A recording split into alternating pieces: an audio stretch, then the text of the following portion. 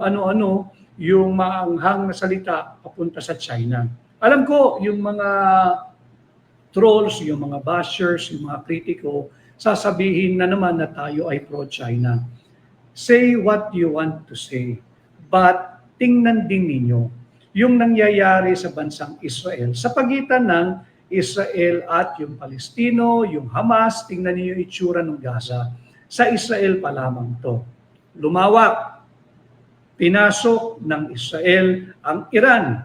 Lumawak. Nakialam ang Estados Unidos. Binomba di umano yung 3 lugar na merong nuclear enhancement program ang bansang Iran.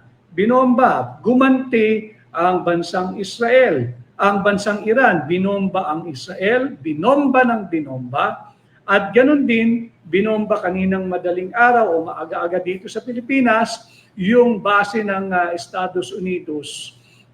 At yun nga ho, 19 or 18 missiles ang pinakawalan ng Iran, na intercept po yung 18 or 17 pero may nakalusot na isa at lumapag doon sa base ng Amerikano. Wala naman daw pong na-danyos, wala naman daw pong nasaktan, wala naman daw pong nasira, wala naman daw pong namatay. Salamat.